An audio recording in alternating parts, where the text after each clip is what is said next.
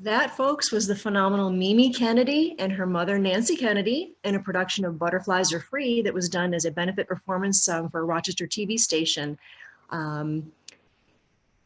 So we are going to introduce Mimi and start her presentation. Mimi Kennedy has been a working actress for 50 years with a career that encompasses both stage and screen. This fall, she has begun production for her 8th season of Mom on CBS, playing Marjorie. Mom is the second Chuck Lorre sitcom for Mimi Kennedy. For 5 seasons, she played Dharma's mom, Abby O'Neill, on Dharma and Greg. Mimi's first role was in the Rochester Community Players production of Agatha Christie's Spiderweb when she was 12 years old. Her mother, Nancy, often starred in productions and served as the president of the RCP Board of Directors. Mimi's notable theater credits include Last of the Red Hot Lovers, opposite Sid Caesar, and her role as Jan, one of the Pink Ladies, in the original Broadway production of Grease. Her midlife memoir, Taken to the Stage, won praise from playwright Wendy Wasserstein as one of the great theatrical memoirs. Mimi's film credits include In the Loop, Erin Brockovich, and Midnight in Paris. A complete list of all of her roles in TV and film can be found on her IMDb page and her official website, www.mimi-kennedy.com. And I'm going to invite Mimi to share her screen. You should be able to turn on your camera and share your screen. I know you can hear me, but it says unable to start video because the host has stopped it. Okay, let me see if I can fix that for you. It still says the host has stopped it. Here we go. All right.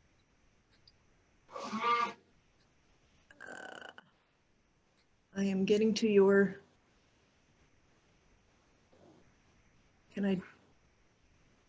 let's see. Yes, I think this will enable you to do that. Mimi, are you able to share your camera now? Yes. Great, there we go. Okay. Welcome. Hello, hi, everybody. This is Zoom. Welcome to Zoom.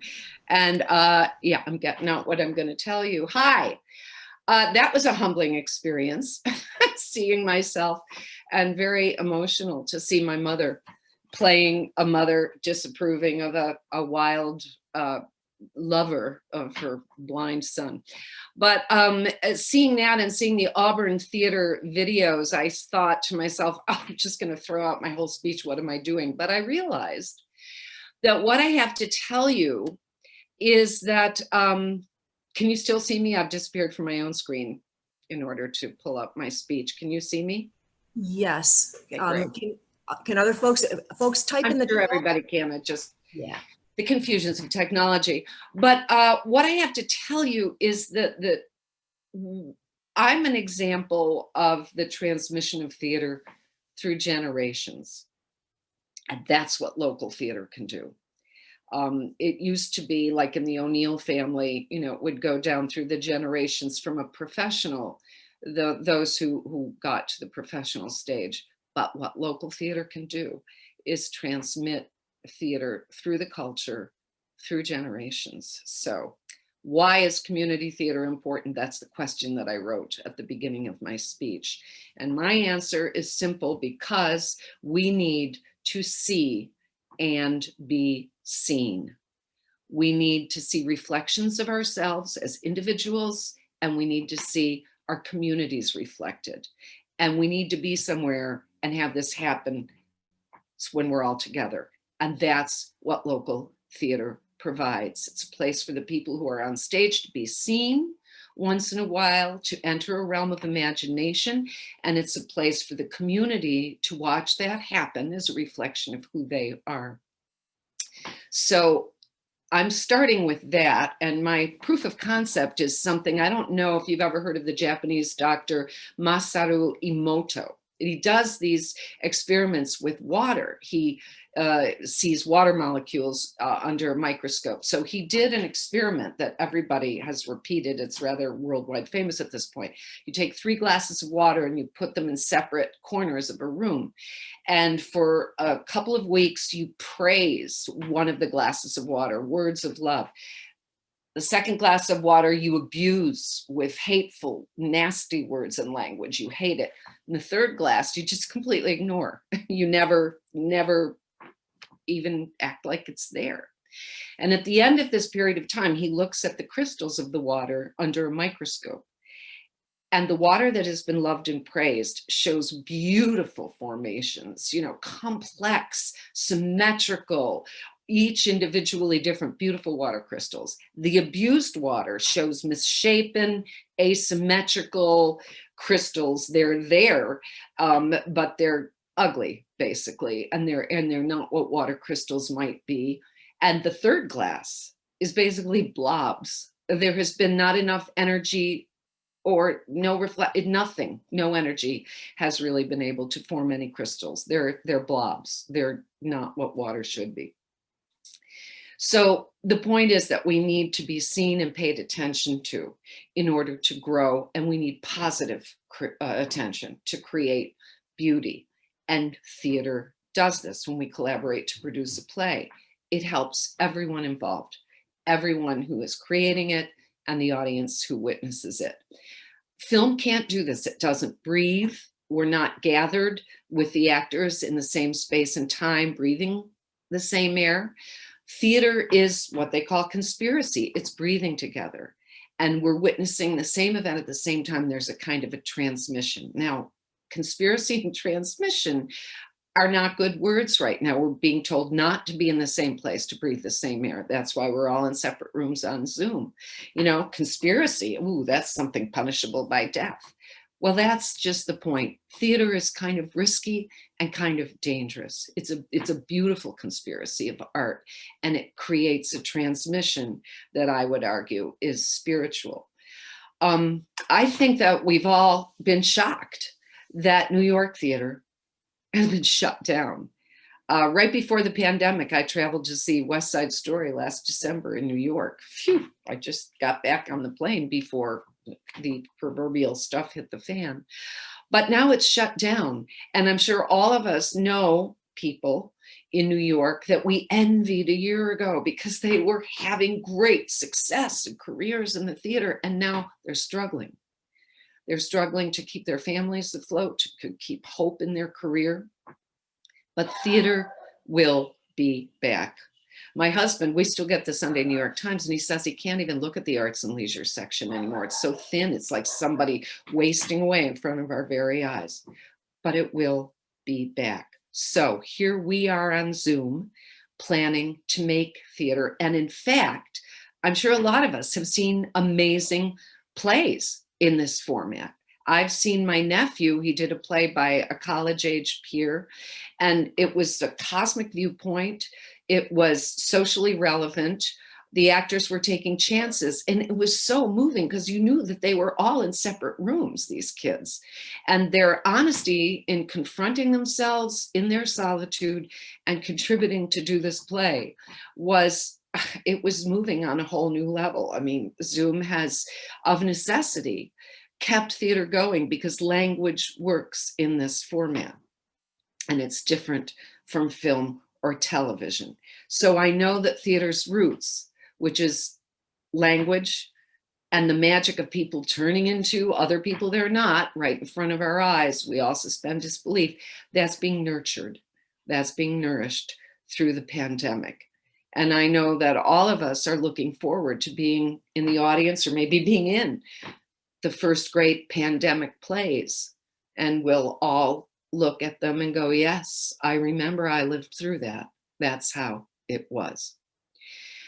So when I knew I was going to address you, I was swept backward into the past because I remembered that I had a great aunt who was working on Broadway at the time the Spanish flu hit and the theaters were shut down.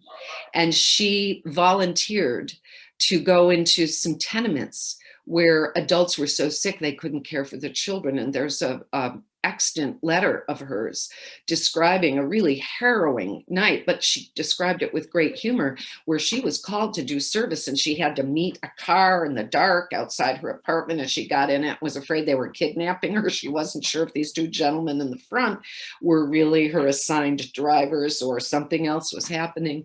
She went, she cleaned up, she made some food, and it was a very hard scene to look at. I'm not sure she did it again, but that's in my family. So a few years ago, I was sent a box by a cousin whose grandmother, this great aunt Frances Landy, is, and she said, these have been moldering in my garage. I think you're the member of the family to whom they might be most interesting or useful. Oh yeah. So I delved in, and not until I did I realize that my great aunt Frances Landy, had helped to start the Rochester Community Players, the oldest local community theater in New York State. So it pertains directly to this group and what you're doing. She also had an amazing professional career. I don't know, I have some pictures that I sent, and I don't know if they can go up on a shared screen. I'm not in charge of sharing the screen, but I have pictures of some of this. She had an amazing professional career as an ingenue, touring with John Drew, Ethel Barrymore, Otis Skinner, and then she quit the professional stage when she got married, a very romantic wartime marriage that made headlines because she was a well-known ingenue. And then she came to Rochester and helped found a community theater in 1926. She served on its board as president in 1953. She kept with it through the decades. And yet I hadn't even realized this. I knew the Community Players as a place where my mother did several star turns, where I debuted in an Agatha Christie play at age 12. My little brother reminded me that he also is in youth production there of The Three Little Pigs. I wish we could see that picture because I'm still chuckling over it. And that jogged my memory. I too was in a youth production at the Rochester Community Players called Water Babies. And I had been promoted from the chorus to a featured turtle dance when I got pneumonia. Once again, illness intervenes. And my mother sat with me when I cried. I knew it was opening night and I was crying. She sat with me by the bed and she said, Mimi, this is the first time the theater has ever been cruel to you. And if you're going to be an actress, it won't be the last. What a lesson that was. But local theater was hugely important in our lives. And now I know my great aunt Frances helped start it. She met the producer, Charles Frohman, in around 1914 in Elmira, New York. And I'm sure it was on a tour because in those days, the touring actors were social catches. You know, you wanted to have some teas or some dances or something, and you invited the actors because you wanted to meet them and the producer. So she meets Charles Frohman and says that she is interested in acting, and she has beautiful elocution from convent school. She's very young, and he has her audition, and he gives her a job in his touring company. And I have a wonderful picture of Ethel Barrymore. I think that was her first tour. Ethel Barrymore looks exactly like Drew Barrymore. That's why they always talk about the profile. It's astonishing. They are spitting images of each other. But anyway, these yellow clippings pasted into these old scrapbooks, and I have the scrapbook right here since you can't see. There's Frances. This is her as a married man, I'm sure about age 32 years old. They lost their mold in the California sun. And I have reviews here. I have just her whole career and how she came to Rochester. The wedding especially is interesting because she was in love with Captain Mangan and she was touring, but she was off the tour for a while and he got a letter of deployment that he was going to have to go in 2 days to join his regiment. At that point, he might be shipped off to die. So she called a Catholic priest from Elmira, which is where she had met Charles Frohman, where she often summered with her married sister, my grandmother. And the Catholic priest came to New York and married them in a secret wedding. And they had 1 hour together before he shipped off to Garden City, Long Island to join his regiment. And she took the train up to Syracuse to rejoin the tour that was opening the next weekend. It made the papers. War bride, an hour a bride, a war widow, even though her husband didn't die. I knew Aunt Fran was an actress, though I hadn't known all these details about her career, because one day at a family party, I must have been about 10 or 11, my father sits me down next to Fran, who at that point is a prim woman of a certain age. She's always sitting with her ankles crossed with a drink, her scotch in her hand near her sister. And he said, Fran, Mimi wants to be an actress. Tell her a few stories. So that day I heard about John Drew. John Drew, she toured with him in, I think, more than one play. She was playing a little maid. She played several maids. And she said that he was a consummate professional, but he always liked to get off the train one destination before the destination. So he would walk from the suburban stop all the way into town. And she said, I think he used to drink on those journeys. I'm not sure. This would have been during Prohibition. Yeah, you bet. He took his flask and he met probably hobos along the way and entertained them. But he always showed up on time for rehearsals. Very good. One night, she said she had her exit line as the maid and she was to leave out this door, and he blocked the door. And he said, why do you have to leave out this door? And she had to come up with answers, and he kept toying with her, improvising. Well, why? Well, what about over there? She said if she'd gone out the other door, she would have met the people who were committing the murder, and the whole plot would have been ruined. So she said he kept her improvising for about 4 minutes. And when she got off stage, the stage manager reported to Ethel Barrymore that little Frances was white as a sheet. And Ethel Barrymore evidently sent a message to John Drew, if you ever toy with our little maid again, you will hear from me. You must apologize. So he came and apologized to Aunt Fran and said he'd only been trying to teach her to stay in character, no matter what. And she said it was a good lesson. In this scrapbook, I see some reviews of some of her parts as a maid, particularly Priscilla, which she took over from Ethel Barrymore, who had played it as an ingenue. And she was called equal to Barrymore in some of the reviews. And one of the reviewers noted that he was especially impressed with her ability to adopt, and I quote, what was presumably a Welsh dialect. So praise for presumably a Welsh dialect. I realized she was probably made to improvise with John Drew in this presumably Welsh dialect, that she hadn't rehearsed the lines. There was no dialect coach to tell her how to say it, but she came through with flying colors. My mother, as you have seen in that clip, and I miss her, she acted a lot at the community theater. The directors, Harriet and George Warren, Harriet just adored my mother and often would not do a play unless my mother agreed that she would star in it.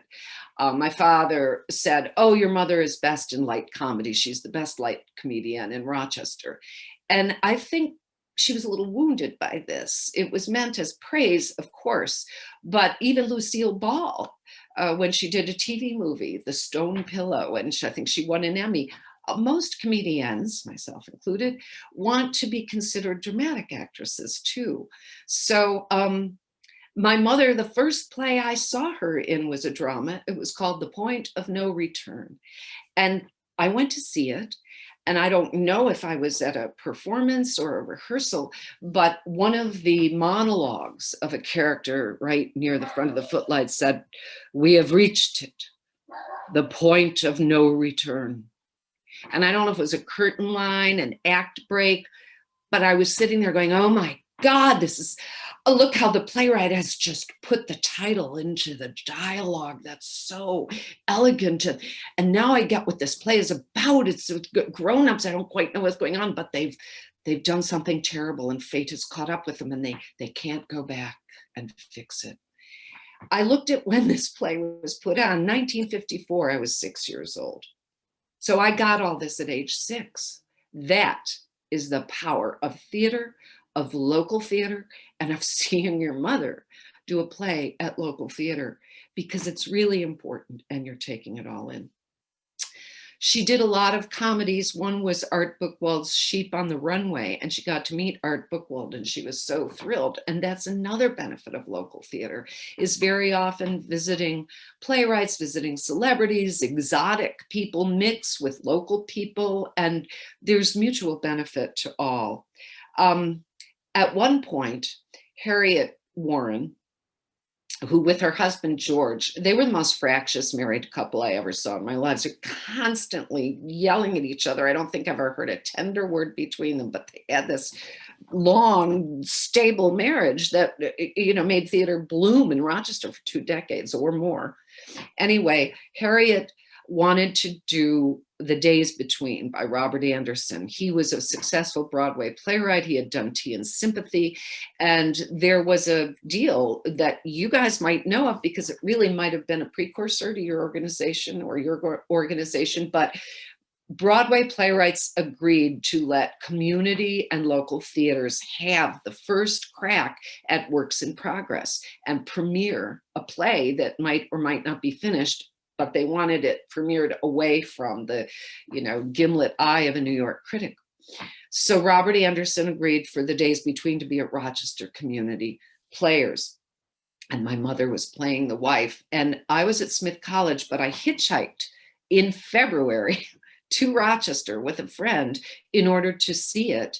I surprised my mother afterwards. I didn't tell her I was doing it, or she wouldn't have been able to concentrate on her performance knowing I was hitchhiking. You know, semi-diesel trucks were picking us up all through the New York State Thruway. And it was a wonderful performance, I thought, of a very grim, bitter play, a marriage collapsing. You know, The Days Between is very sad. And I learned that the opening night had been somewhat disastrous because Rochester audiences laughed in all the wrong places. I'm sure many of us have been through such an experience. And my mother had been mortified, and they'd made some changes, but Robert Anderson had assured her, it was not your fault. You were wonderful. My wife, Teresa Wright, for whom I wrote the part, she couldn't have done it better. You were great. And my mother said, you know, Mr. Anderson, Rochester audiences like lighter fare. We're not very good with drama always in this town. People usually have a few martinis under their belt before they come to the theater, and they like to see something that makes them laugh. You know, the sort of thing you'd use to entertain yourself on a Saturday night. Well, The Days Between is not even on Robert Anderson's IMDb page. I did finally find it in Googling. My assistant did, Kathy. Thank you for that, Kathy. But there is a great, great story that my mother, in telling this to Robert Anderson, it sank in deep. And Robert Anderson's next great Broadway success had been written under the working title, Plays for a Saturday Night. And its title, by which it became a great hit, was You Know I Can't Hear You When the Water's Running.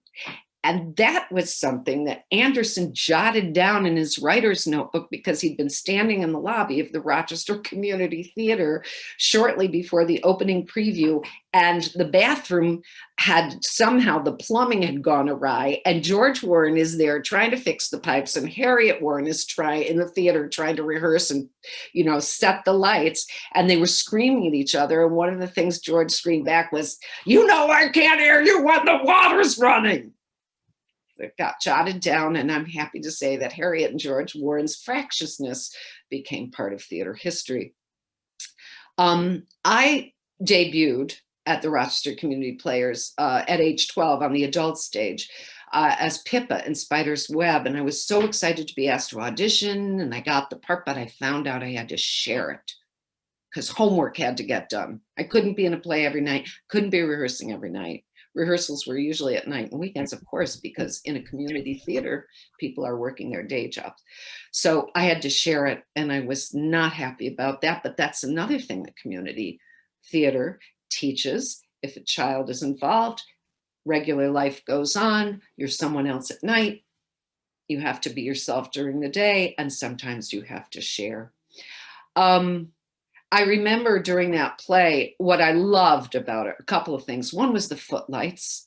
I remember footlights. They cast this blinding glare. The fourth wall was almost literal. I mean, it was a wall of light, and you could not see any faces in the audience. And I was very grateful for this as a child because I didn't want to see my parents. I would have been terrified.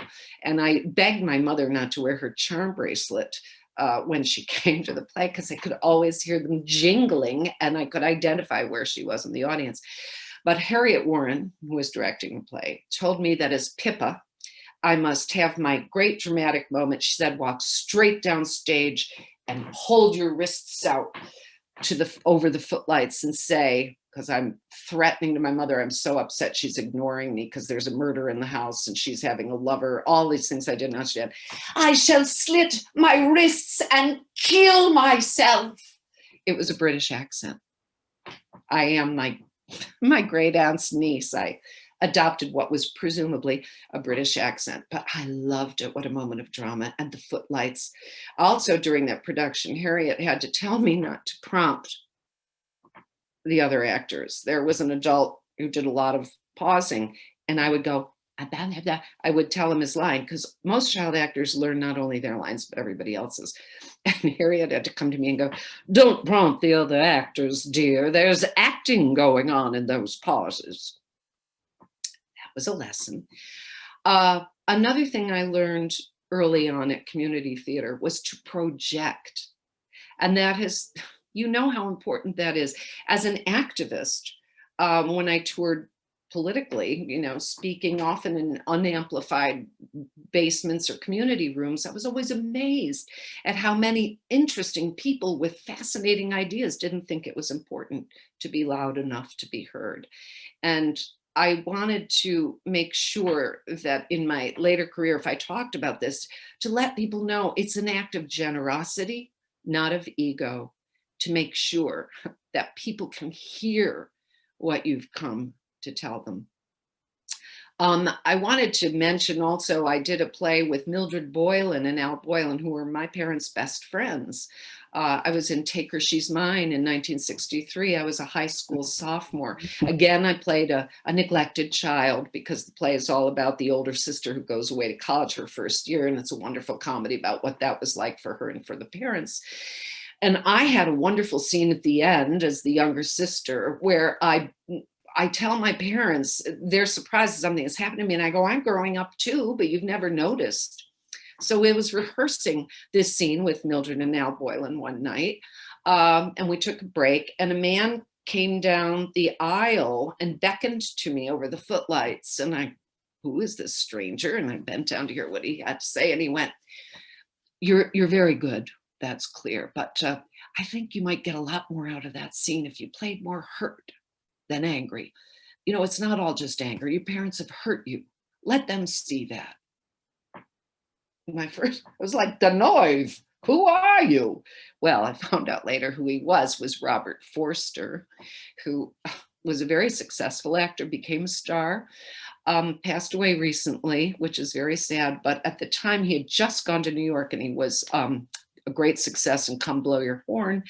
And so he had every right to tell me what to do. And I did think at the time, my God, I've never gotten a psychological direction.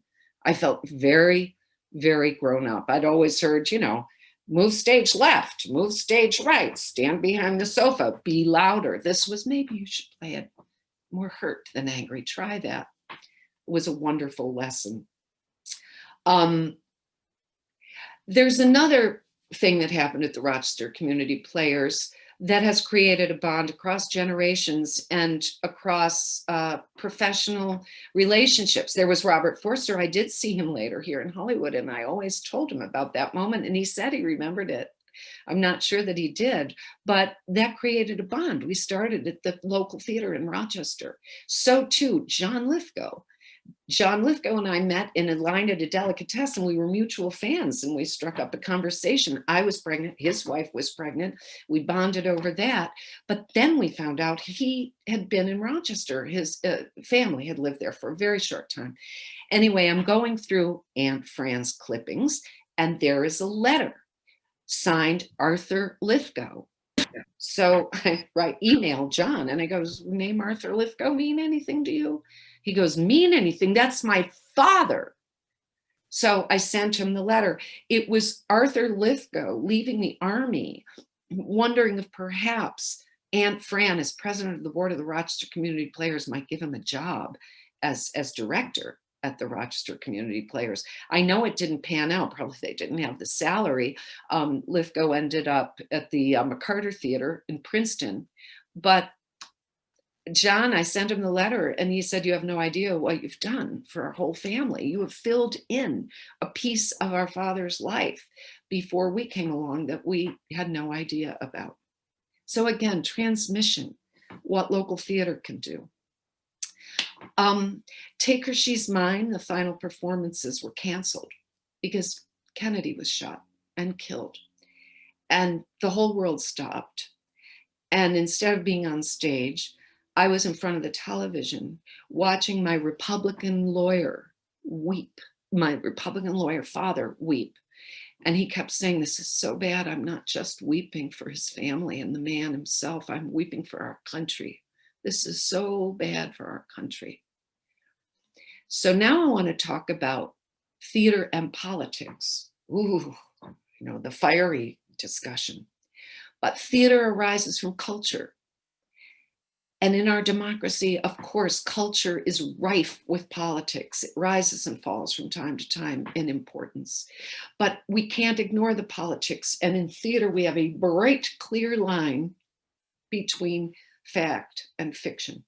And we know what kind of trouble we're in when that line gets blurred. As Sean Penn once said, I heard him say this at a political fundraiser in a room full of political people. He said, at least when we're acting, we know we're lying. And it's the truth. And that's what's important about theater and about acting. We're all in on it. It's a mutual agreement. This is not real. We're pretending, but we're going to tell some truth. Okay. And that's what's important in local theater, is because you know the people in their real lives that you're seeing, and you're suspending disbelief to let them tell you a story, pretending there's someone else. It's a great exercise of imagination and community imagination. Anyway, I think some of us know that when Eastern Europe was overthrowing their dictatorships and leaving the Soviet system, the only revolution that was not bloody was Czechoslovakia. And that was because they say the Velvet Revolution started in a basement with Václav Havel's plays. And they'd been going on for some time, reflecting the democratic longings of the Czechoslovakian people, the cultural longings. And when they broke free, they did it nonviolently. And that they laid that at the theater. So when I graduated from Smith in 1970, Kent State happened. 4 students were shot by the National Guard of Ohio protesting the war. So all the colleges suspended classes, went on moratorium, and I helped put on a night of anti-war readings, and I borrowed a lot from Bertolt Brecht. Now, Brecht was all the rage when I was in college, grim sets, unemotional acting. All the actors had to trade parts. You didn't get attached to one character, and you weren't going to reflect the bourgeoisie and make them comfortable. And I was willing to go there, and I was so admiring of it. That's what I was going to do, expressionistic theater. I did work with Andrei Serban briefly at the Public Theater. I didn't love it, I must say. Is probably why I ended up on TV. The Greek theater, which we saw those videos beforehand, I was horrified when I found out that all these revered plays were done in huge, immobile masks. It's like, why would you study acting just to end up with a big mask over your face? Well, masks have come back into our consciousness. We might see some interesting things there, but I wanted modern plays. I didn't mind comforting the bourgeoisie, which I think probably my career has done. But at the time, Brecht and studying all that gave me a great deal of education. You know, I learned my body was my instrument.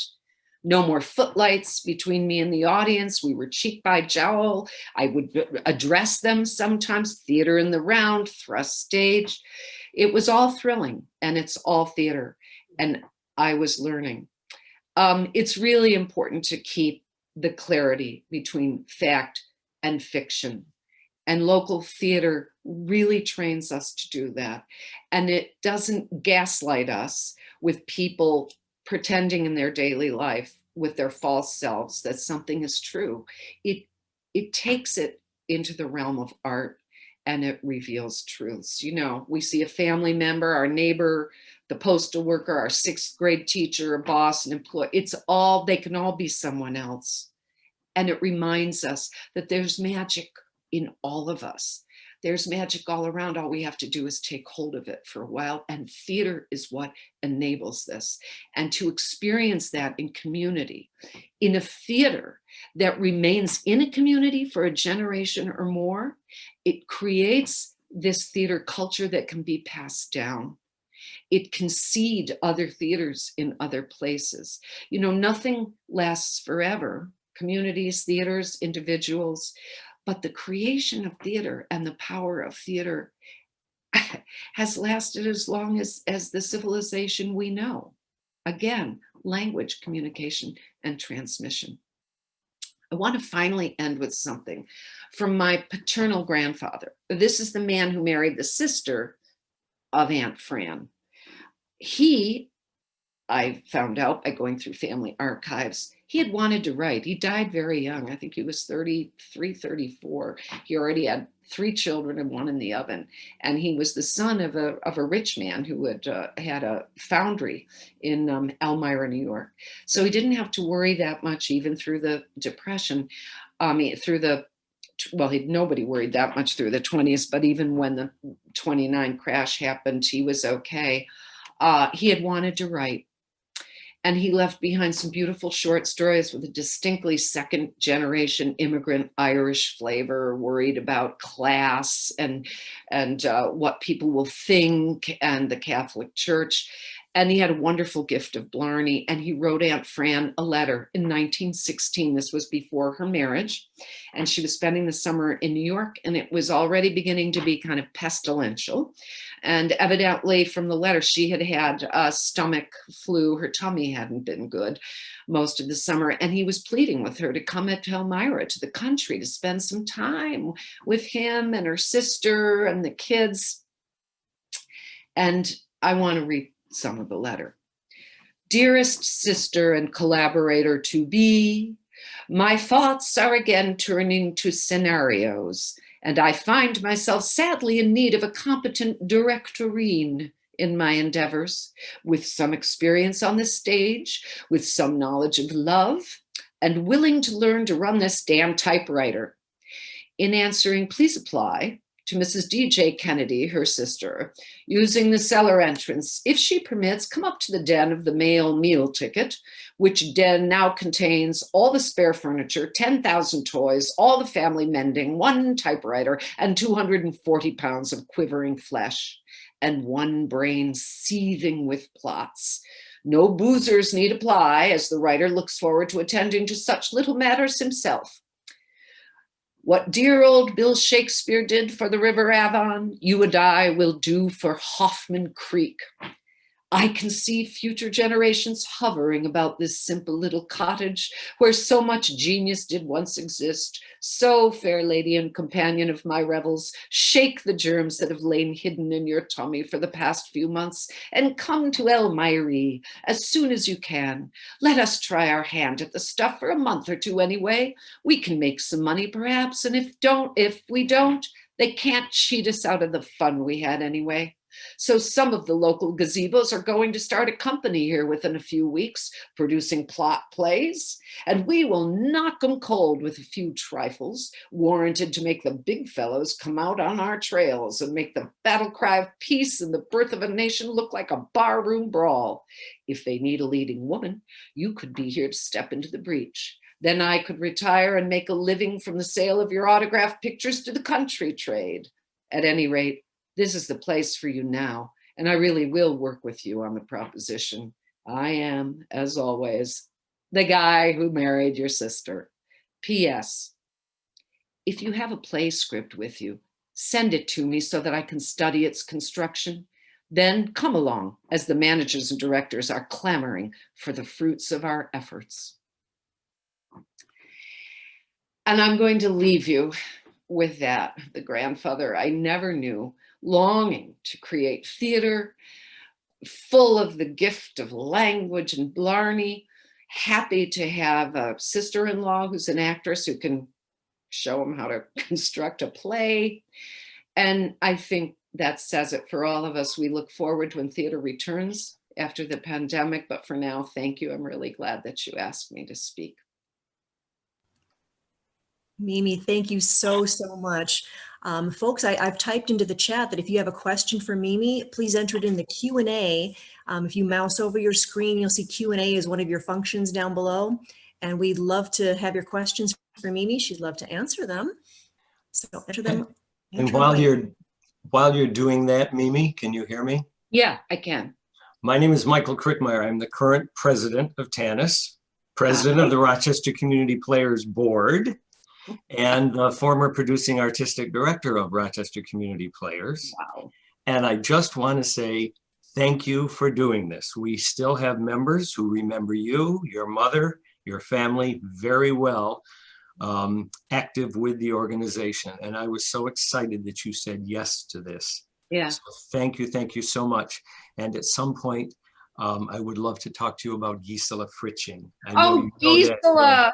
Oh, I in my book, Taken to the Stage, I go much more into Gisela Fritching, and I have a wonderful picture, no more of her, but I gave it to the book of the two of us in Spider's Web. Well, she has passed away. She was 95 when she passed. Of course. And the other connection is she was my first acting teacher. I'll bet she was great. She was wonderful. But let's now see if Cindy has some pertinent questions for you. Okay. Let me see. I'm looking here to see. Let me see. They said my brother Jim had his hand up. I can't wait. Oh, okay. I asked him if he had a question, but he didn't respond. So, but if he, so you're getting lots of comments in the chat that they loved what you said. But folks, if you want to ask her a question, type it in the Q&A so we can see it as a question. Here's a question. What kind of advice would you give to actors about that you didn't already address in your presentation about how to develop your character? What kind of things have you done to develop your characters when you've played one? Oh, I've done all manner of things depending on what I understood about acting at the time. I remember when I went on tour with Sid Caesar in 1972, it was the first, my equity card, and I almost got fired. I was at 24 playing age 40.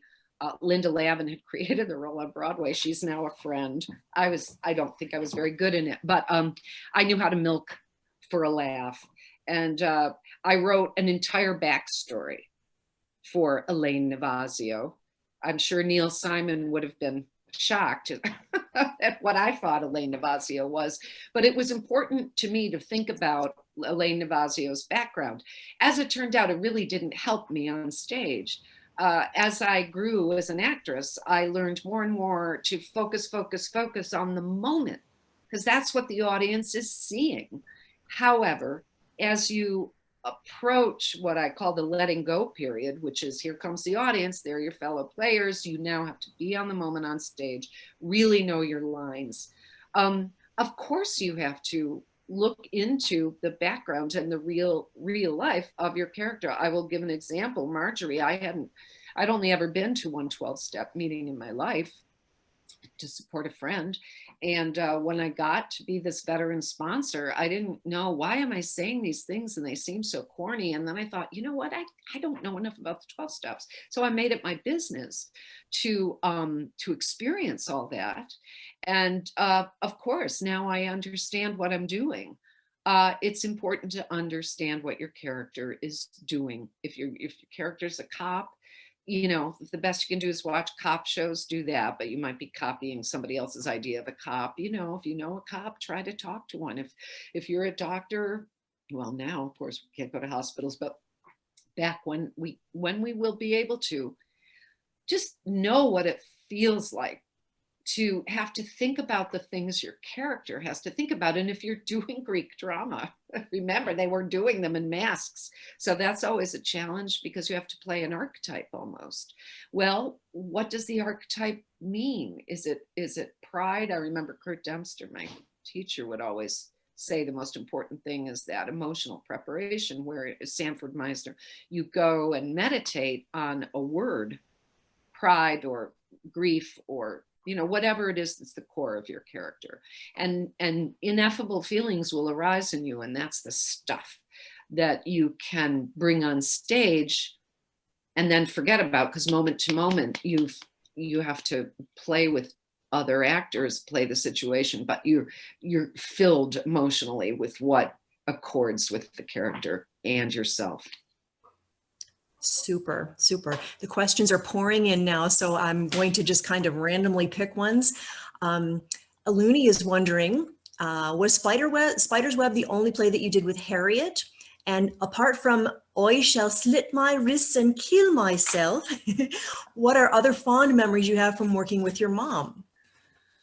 Oh God, that's funny. And Aluni, thank you. My presumably British accent. Harriet, that was the only play. I think I did do a short scene from I Remember Mama, which I adored, because it was just me on stage with the diary, I Remember Mama. And I think Harriet might have directed that. And with my mother, was the second part of that question whether I acted with my mother? What are other fond memories you have from working with your mom? And she also had another follow-up to that. In your book, you said that your mom did not like child actors. So how was that for the two of you? Yes, that's important. I think I am my mother's deferred dream in a professional career. Can you hear my dog barking? Because she, I think, would have loved, she was very smart. She was on her way to Phi Beta Kappa at U of R when the Depression meant that they ran out of money, and she had to go back home to New York, to Brooklyn, and work. And she worked doing copywriting for the newspaper for Abraham and Strauss, I believe, one of the department stores. And then they asked her to study modeling with John Roberts Powell's, or Charles, whatever the Powers model agency was, and she modeled. And I think it's so poignant to think that she went from being Phi Beta Kappa potentially with her brain to posing as the perfect co-ed. She was always used for the pictures of the sweaters and the skirts and the fancy clothes that a co-ed would wear on campus. And so she became in pretend what she wanted to be in real life. But again, Marriage and Family and the Rochester Community Players, but she dreaded being a stage mother because she had seen that as a child in Brooklyn. And she said she hated the stage mothers. And of course, I think what she really thought was, why wasn't my mother? My mother was too occupied with what she was doing to push me forward and let me be on stage. She loved Judy Garland. And in 1939, both Scarlett O'Hara, Gone with the Wind, Vivien Leigh, and The Wizard of Oz came out. And my mother kind of veered between the Judy Garland in her that was kind of sarcastic and could, with a cigarette just blow off a few quips. And she would go see Judy Garland when she could. I think she did. She had her records. And she loved Vivien Leigh and Scarlett, Gone with the Wind. And she looked like Vivien Leigh, I think. And she could flirt with the best of them and just wrap people around her little finger, especially men. And that was, she was very attractive and wonderful. I remember at her funeral, somebody said when Nancy Kennedy was on her game, there was nobody who did it better. And he meant make people feel wonderful and present her best self. So as a daughter of such a mother, there is a distance. There really is. And I was forced to wonder, what is it that she's doing and attracted to? What, we loved it when she did a play because we got to, have pizza and do our homework and play around, and we stepped up our game. We all as a family were able to carry on at night while she was rehearsing, but it forces a child to wonder what's there, what's she going for? And I found out. She was happy. We've got a question that maybe is a simple choice A or choice B. Which do you enjoy better, acting on stage or acting for TV? Oh, acting on stage is the most satisfying. It just really is.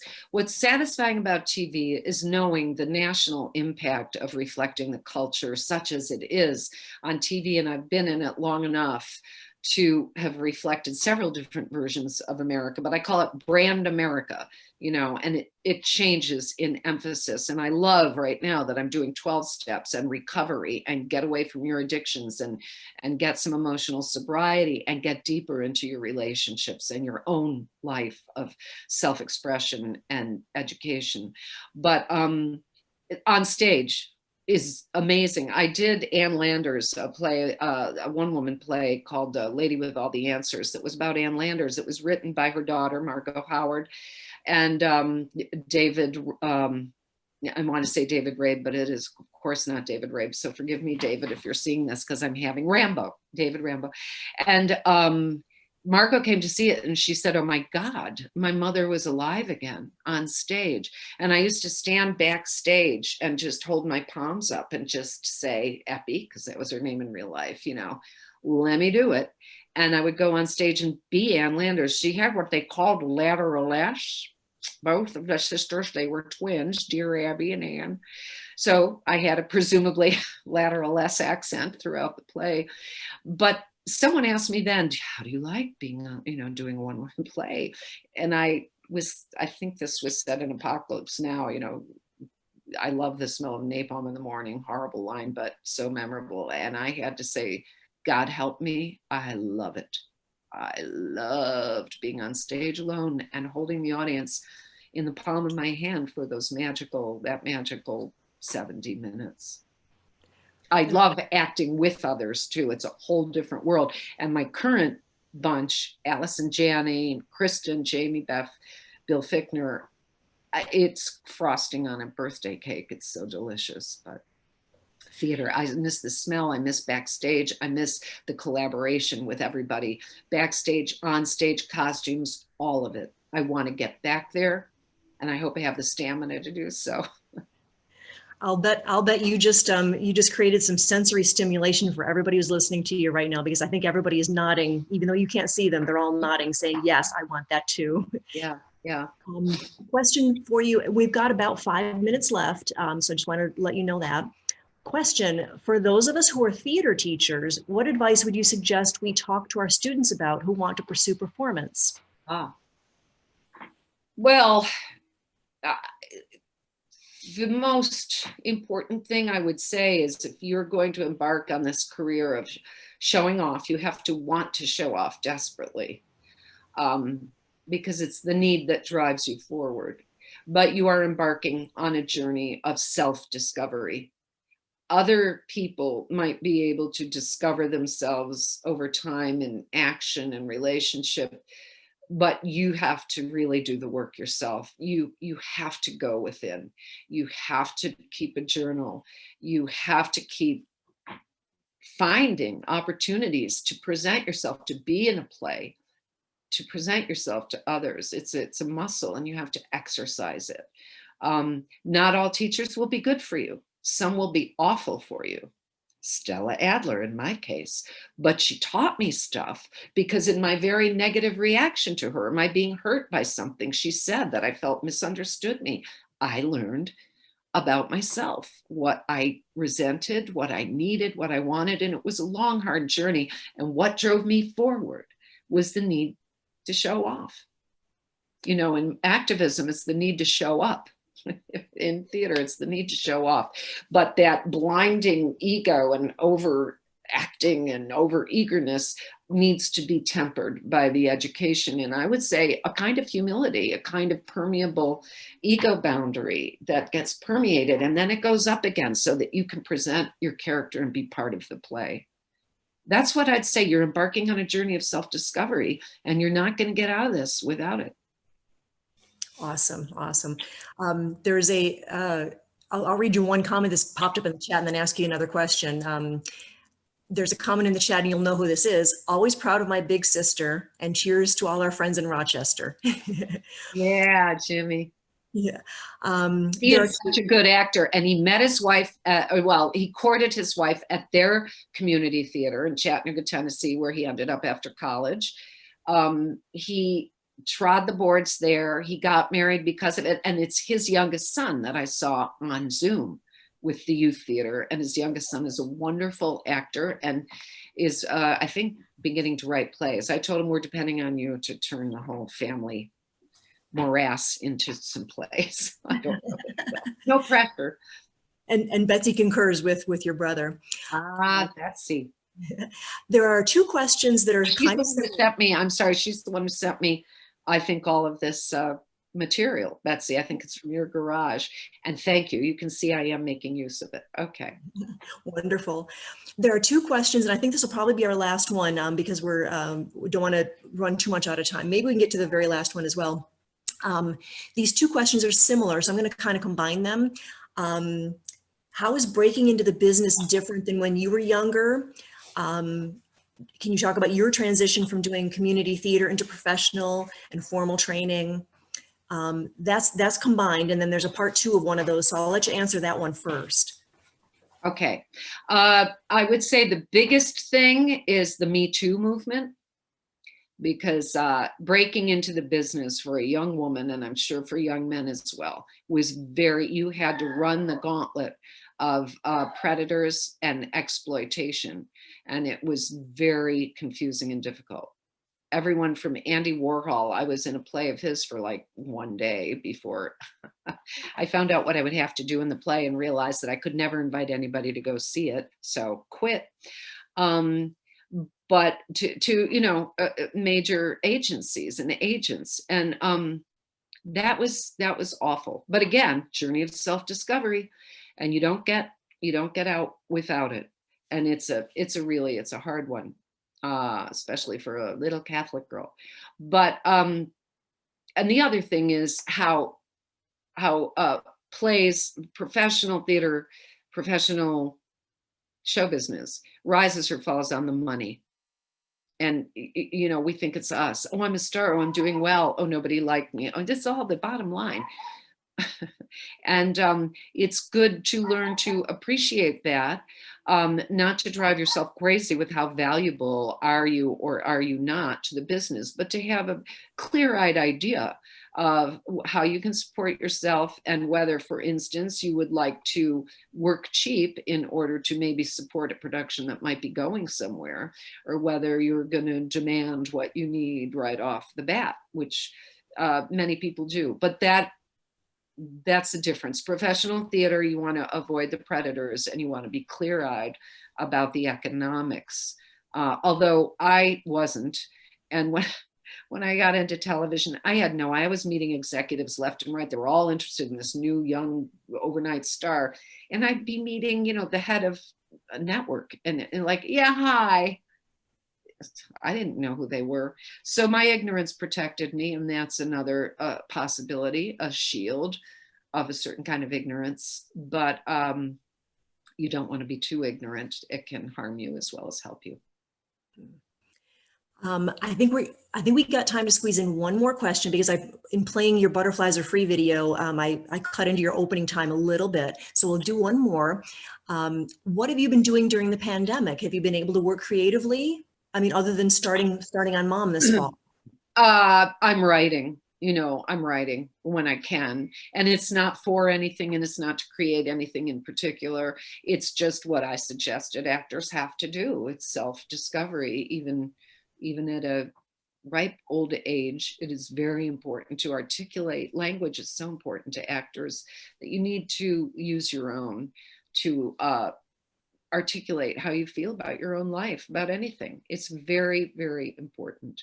I think actors go to psychotherapy more than many other people, and I think that's good. It's a very good use of your money when you're an actor. And yeah, so I'm doing that. And now I'm back at Mom, and we're all wearing masks and shields, except for when we're being filmed and we don't have audiences. And luckily, it's a I've been taught to play with my fellow players or my audience, whoever it is, and we're doing fine. Super. I know you had mentioned that you are willing to give away an autographed copy of your memoir taken to the stage. And I wonder if maybe the way to do that is to ask a question of the audience and see who guesses something correctly or something like that. Yeah, sure. Well, this is one that I'll put in there because it came up recently in a thing. This is about Greece. Who knows at least 2 songs in the movie Grease that were not in the play? And I ask that question because I often have the actor's nightmare that I'm backstage and they're putting me into the play again. And I'm like, oh God, I think I remember my lines. And they go, oh, by the way, the script isn't the one from Broadway. This is the script of the movie. I'm like, oh no, all right, I can't do it. So does anybody know at least, well, even just one song that was in Grease the movie that was not in Grease the musical? Okay, we have a guess. Mooning. Oh, that's the opposite, but very good. All right. I like these answers better. Yeah, okay. Mooning and Freddie, okay, I'm giving away 2 books. Mooning and Freddie, My Love were fabulous numbers. One of them, because my character, Jan, did it, Mooning. But Freddie, My Love, I thought was the showstopper in the play, didn't appear in the movie. And that song, Sandy, yeah, that was only in the movie. So 2 people, Pam Raposa, you guessed Sandy, that's right. And who, I have to go back up in the I think it was Joey. Mooning and Freddie, My Love. So okay. Joey and Pam, you each won an autographed copy of Mimi's memoir. Congratulations. Okay. That's awesome. Okay. Yay, they're excited. I forgot about Sandy. You know what's so wonderful is my daughter loved the movie of Grease, and we have a video, family video somewhere of her doing Totally Devoted to You, totally devoted to you. And I have recently become very good friends with somebody who's very good friends with Olivia. And I am going to find that video and send it to Olivia because a lot of people send her videos of, there was one of You're the One That I Want. A woman did this whole thing with her dog in some dog show that was all about agility or obeying your master. And she and the dog danced to You're the One That I Want. And that was pretty wonderful. So I'm going to find Molly's Totally Devoted to You, but I just think that's a wonderful circle that got completed. Hopelessly devoted to, yeah. I think we all agree with that. And I think that probably I'm not the only one who was chuckling at the image of a woman and her dog dancing to that. There are other people coming in. Paige, you've guessed, I forgot about I'm All Alone at the Drive-In Movie, not in the movie. Hopelessly, yeah. These are so good. I'm going to send you, I've got to send you a book. Okay. Well, anyway, you can, I think you're saving the chat. Yes. Okay, very good. Yes. So we do need to wrap up and have another session to start in about 10 minutes. So Mimi, thank you so much. The Theater Association of New York State so appreciates you coming and speaking to us and with us, and all together us reinforcing our love of theater and why it's important. You're welcome. Thank you, my dear family out there, Looney, my friends, Kathy Tripicano, who helped me. And I hope to see you at some point in person, you guys, on the stage in New York State. Thank you. We hope so too. You can be our guest anytime. And you see the comments pouring in. Thank you. Everybody loved this. If you return to Rochester, let us know. I will, Michael. Thank you for keeping on. Great. Well, folks, our next session, the workshop session that starts at 2 o'clock, will be at your next link, your next Zoom link. So make sure that you have access to your links. We'll be starting that. I'll try to start that right at 2 or even a couple minutes before that to be able to get people assigned to their breakout sessions. Hope you enjoyed Mimi's presentation, and yay, Mimi said, I loved doing this. So glad I was asked. She just put that in the chat for everybody. So we'll see you in the next workshop session at your next Zoom link. See you then.